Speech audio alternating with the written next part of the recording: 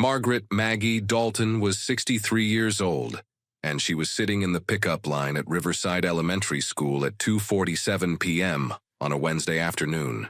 Third car back, engine idling, listening to an oldies station playing Fleetwood Mac, waiting for her grandson Lucas to come through the double doors with his backpack dragging on the ground the way it always did, because he refused to use both straps. He was 8. He thought one strap was cooler. Maggie told him his chiropractor would disagree. Lucas told her he didn't have a chiropractor. Maggie told him he would if he kept carrying his backpack like that. This was their routine.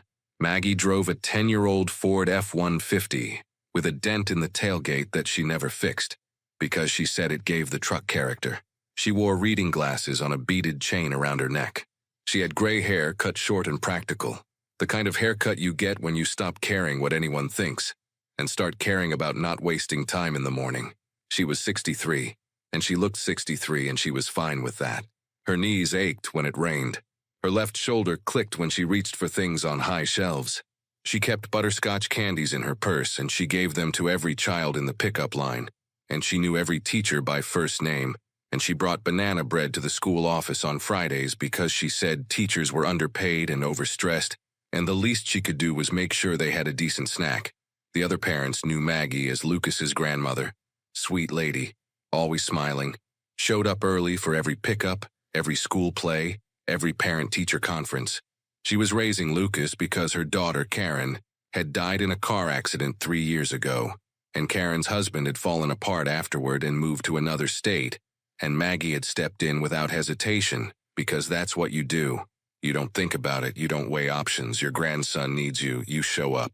What the other parents did not know, what nobody at Riverside Elementary knew, what almost nobody in the entire civilian world knew, was that Margaret Dalton had spent 31 years in the United States Army. She had enlisted at 18. She had risen through the ranks with a consistency and capability that her superiors described in evaluations with words like exceptional and unmatched, and once in a generation. She had served in Panama, in the First Gulf War, in Bosnia, in Afghanistan, in Iraq. She had commanded soldiers in combat. She had been wounded. She had been decorated. She had been promoted until the rank on her collar carried a weight that most soldiers never experience. She retired as a brigadier general, but that was not the part that mattered. The part that mattered was the middle. The years between captain and colonel, when Maggie Dalton was pulled out of conventional forces and placed into a world that existed on no organizational chart. She spent 14 years in the Joint Special Operations Command, JSOC, the tier above Special Forces, the level where operations were planned in rooms with no windows and executed by people whose names were never spoken publicly. Delta operators, DevGru, intelligence support activity, the men and women who did the work that kept the nation safe in ways the nation would never know. Maggie didn't just work alongside them. She commanded them. She planned operations that captured high-value targets in countries she couldn't name. She ran crisis response teams that resolved hostage situations in environments so dangerous that conventional forces refused to enter. She was known for 2 things. First, she never lost a hostage. In 14 years of hostage rescue operations, every single person she was sent to recover came home alive. It was a record that no one in JSOC had matched before or since. Second, she was calm. Not calm in the way that people describe someone who is keeping it together. Calm in the way that a surgeon is calm when the patient is coding. Calm that came from absolute competence and 30 years of experience making life and death decisions under conditions that would destroy most people. Her call sign in JSOC was Iron Hand. She retired 5 years ago, put it all away, bought the truck, started baking banana bread, became Grandma Maggie, the lady in the pickup line with the butterscotch candies. At 2:51 p.m., 4 minutes before dismissal, Maggie noticed something wrong. A white cargo van pulled into the bus loop at the front of the school. That was unusual. The bus loop was reserved for school buses only. The van parked diagonally across 2 lanes, blocking the exit. 2 men got out of the front. They were wearing dark clothing and balaclavas. They were carrying rifles. AR-15 pattern. Semi-automatic. One of them had a chest rig loaded with extra magazines. The other carried a duffel bag. They moved with purpose. Not panicked. Not rushed. Controlled. They had rehearsed this. Maggie's hands tightened on the steering wheel. The oldies station was still playing, Stevie Nicks singing about landslides. The other parents in the pickup line hadn't noticed yet. They were on their phones, checking emails, scrolling, living in the comfortable assumption that nothing truly bad could happen at 2:51 p.m. on a Wednesday at an elementary school in a quiet suburb. Maggie noticed. Maggie always noticed. 2 more men came out of the van's rear doors. 4 total. They moved toward the school's main entrance in a formation that told Maggie things that an ordinary person would never see. They had spacing. They were covering angles. At least 2 of them had training.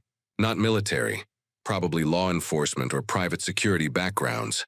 Enough to be dangerous. Enough to have a plan. They went through the front doors. Maggie heard the first scream 8 seconds later.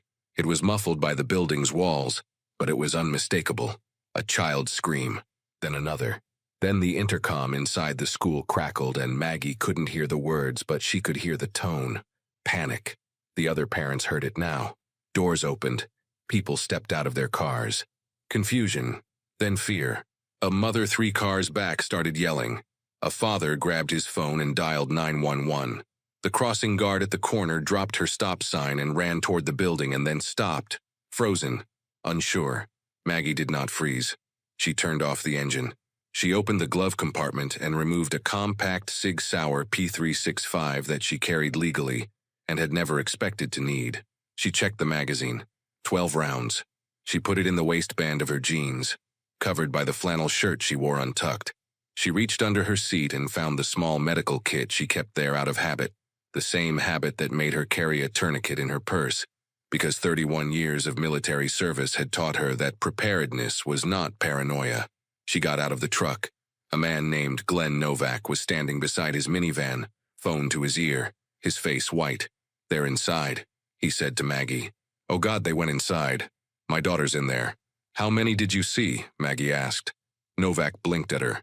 The question was too focused, too specific. He expected her to be panicking like everyone else.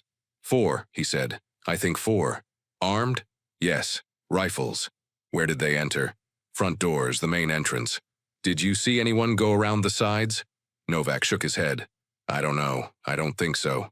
Maggie looked at the school building. Single story. Main entrance facing the parking lot. 2 side exits east and west. Service entrance in the rear near the cafeteria. She knew this building.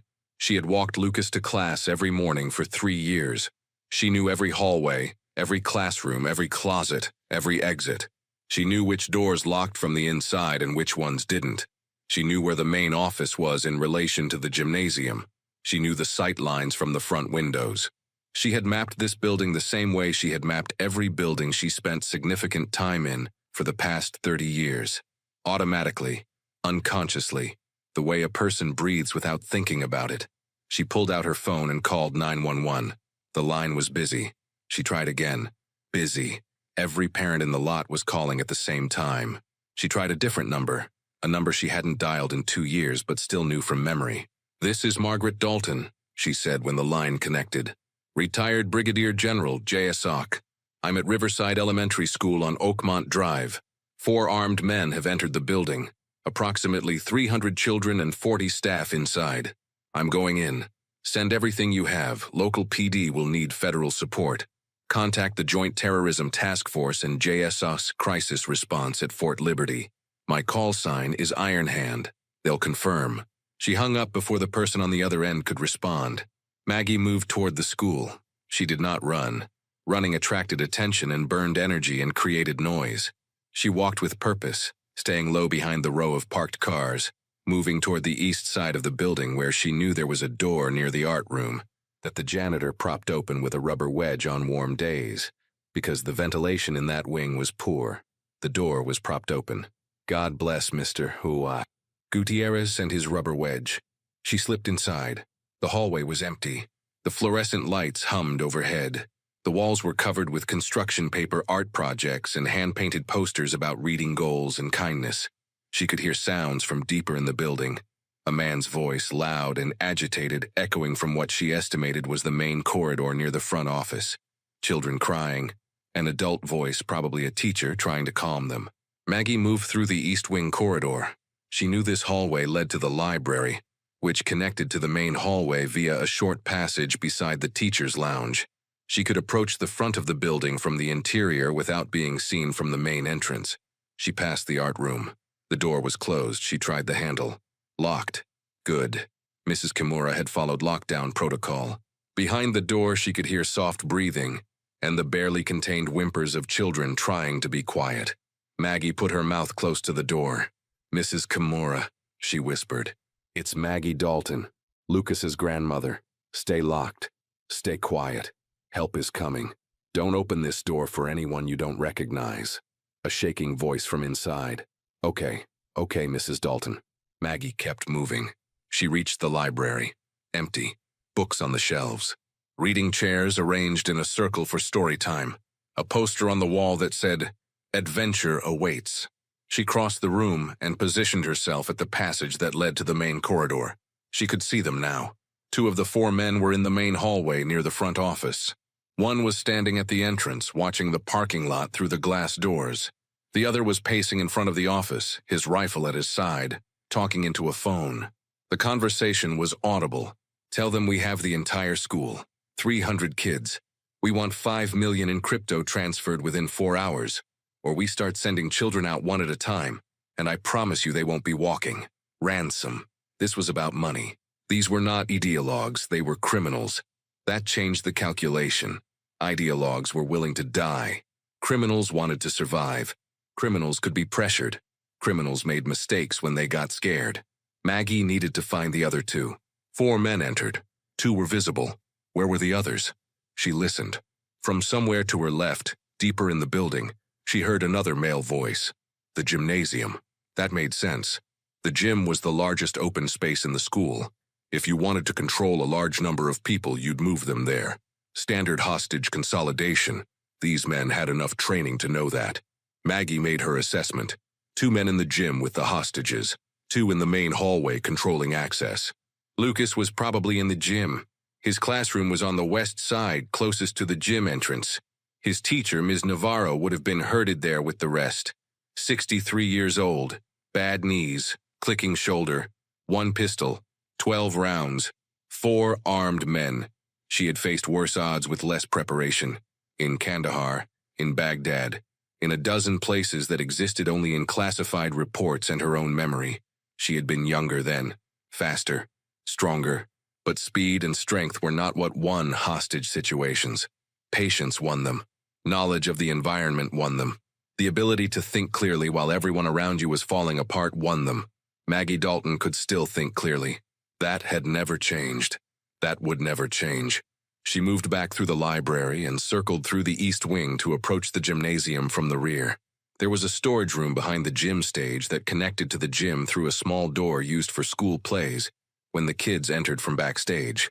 Maggie had helped build the set for last year's spring musical. She had painted cardboard trees and sewn costume patches. She knew that door. She knew it didn't squeak because Mr. Gutierrez had oiled the hinges in September. She entered the storage room, stacked chairs, folding tables, boxes of old decorations.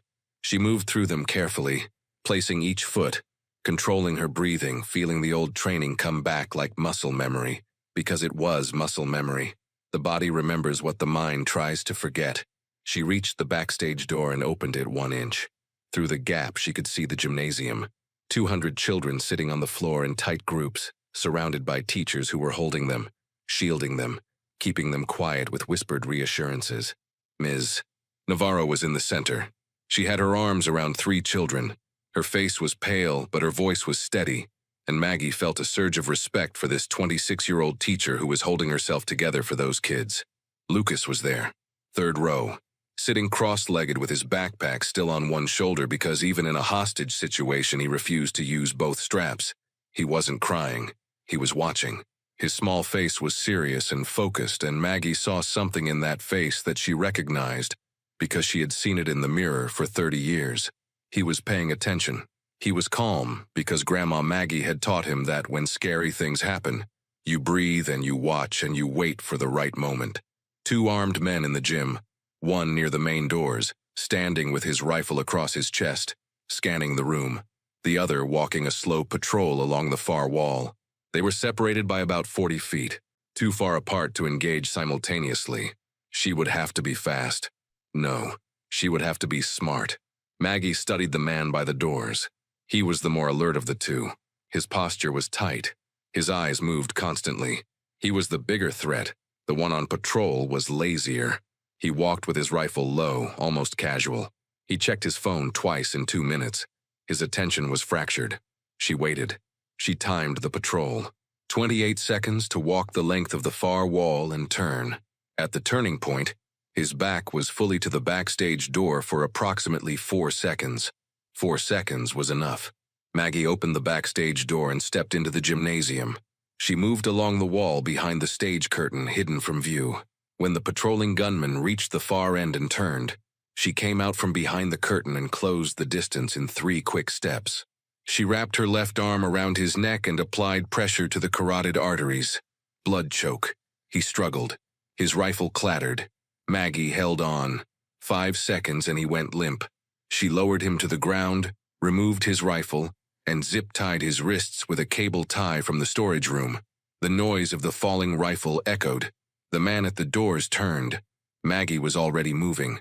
She stepped into his line of sight with the Sig Sauer raised and leveled at his center mass. "Put the weapon on the ground," she said. He stared at her. A 63-year-old woman in a flannel shirt and reading glasses with a pistol that looked like it knew exactly where it was pointed. "I said put it on the ground, son. I won't say it again." He looked at her eyes. Whatever he saw in them made the decision for him. He had seen enough in his life to recognize the difference between a person holding a gun and a person who had spent a career behind one. This woman was the second kind. He lowered his rifle to the floor and raised his hands. Maggie secured him. She looked at Ms. Navarro. "There are 2 more in the main hallway near the front office," Maggie said. "Keep everyone here. Keep this door locked. Police are coming." Ms. Navarro nodded. She was staring at Maggie the way you stare at someone you thought you knew, and suddenly realize you never knew at all. Lucas looked up from the floor. He saw his grandmother standing in the gymnasium with a gun in her hand and 2 armed men on the ground, and an expression on her face that he had never seen before. Not angry, not scared, just certain, like she knew exactly what was happening, and exactly what to do about it and had always known. "Grandma," he said. Maggie looked at him. For 1 second, just one, the operational mask slipped and she was just a grandmother looking at her grandson, the boy she packed lunches for, the boy who used 1 backpack strap, the boy she loved more than any mission she had ever run. "Stay right there, sweetheart. I'll be right back." She moved into the main hallway. The 2 remaining gunmen never saw her coming from behind. They were focused on the parking lot, watching the first police cars arrive, their attention pulled outward toward the sirens and the flashing lights. Maggie came from the interior. She disarmed the first one from behind, controlling his weapon hand and driving him into the wall before he could react. The second one spun toward her, and Maggie kicked his rifle barrel sideways and hit him hard in the sternum with the heel of her hand. He doubled over and she took the rifle from his hands and put him on the floor. 31 years of service, 4 armed men, 300 children safe. When the police tactical team breached the front doors 7 minutes later, they found 4 men zip-tied and disarmed, 300 children being led out of the gymnasium in orderly lines by their teachers, and a 63-year-old woman sitting on a bench in the main hallway, calmly putting her reading glasses back on. The tactical team leader, a sergeant named Briggs, looked at the scene. He looked at the 4 restrained gunmen. He looked at Maggie. "Ma'am, did you do this?" Maggie looked up at him over her reading glasses. "Those men were between me and my grandson. Was I supposed to wait?" Briggs opened his mouth, closed it. He had no answer for that. 20 minutes later, 2 black SUVs with government plates pulled up outside the school. Men in suits got out. One of them was a colonel from Fort Liberty named Weston, who had served under Maggie Dalton at JSOC 12 years ago. He walked through the police cordon and found Maggie sitting on the tailgate of her Ford F-150 with Lucas on her lap. Lucas was eating a butterscotch candy. Maggie was stroking his hair. Colonel Weston stopped in front of her. He was a big man, 6'2", combat veteran, 3 tours. He stood at attention and saluted. Not the casual salute you give to a colleague. The full, rigid parade ground salute you give to someone who earned your respect so completely that your body does it before your brain catches up. "General Dalton," he said. "It is an honor to see you again, ma'am." The police officers nearby stopped what they were doing. The parents in the parking lot went quiet. "General." Maggie returned the salute with her free hand, the other arm still wrapped around Lucas. "At ease, Colonel. I'm retired." "With respect, ma'am," Weston said, and there was something thick in his voice, something that came from remembering the operations she had led, the lives she had saved, the people she had brought home. "People like you don't retire. You just change your area of operations." He looked at Lucas. Lucas looked back at him with wide, serious eyes. "Your grandmother," Weston said to the boy, "is one of the finest officers the United States military has ever produced. She saved more American lives than you will ever know, and today she saved yours." Lucas looked up at Maggie. "Grandma, were you in the Army?" Maggie looked down at her grandson, at his small, trusting face, at the backpack still hanging from one strap. "I was, baby, for a long time. Is that why you're not scared of anything?" Maggie smiled. It was a real smile. Tired and warm and full of everything she had ever carried, and everything she had ever set down, and the one thing she would never set down, which was this boy and his future and his safety. "I'm scared of plenty of things, Lucas. I'm scared of losing you. That's why those men never had a chance." The 4 gunmen were identified within hours. Career criminals. 2 had prior convictions for armed robbery. The leader had connections to an organized crime network that was using school ransom schemes to generate cash for operations overseas. The FBI took over the investigation. All 4 were charged with federal kidnapping, terrorism-related counts, and weapons charges. The evidence was clean and the case was solid, and none of them would see the outside of a federal prison for the rest of their natural lives. The school reopened the following Monday. Mr. Gutierrez fixed the art room ventilation so he wouldn't need the rubber wedge anymore. Ms. Navarro went back to teaching, although she started keeping a framed photo on her desk that one of the officers had taken during the aftermath. It showed Maggie Dalton sitting on the bench in the hallway with her reading glasses on, looking for all the world like she was waiting for a dentist appointment rather than sitting in the middle of a resolved hostage crisis. Maggie was back in the pickup line on Monday, 3rd car back, engine idling, oldies station playing, butterscotch candies in her purse, banana bread in the passenger seat for the teacher's lounge. When Lucas came through the double doors with his backpack on one strap, he ran to the truck and climbed in and buckled his seatbelt and looked at his grandmother. "Grandma, Tommy Ortiz said his dad said you're a hero." Maggie put the truck in drive and pulled out of the line. "Tommy Ortiz's dad talks too much. Did you finish your math homework?" "Yes." "Both sides of the worksheet?" "Yes, Grandma." "Good. We're stopping for ice cream." Lucas grinned. Maggie drove. The truck with the dented tailgate turned out of the school parking lot and merged into traffic and disappeared into the ordinary, beautiful, everyday flow of a life that had been earned with 31 years of service and sacrifice and silence. The Sig Sauer was back in the glove compartment. The medical kit was under the seat.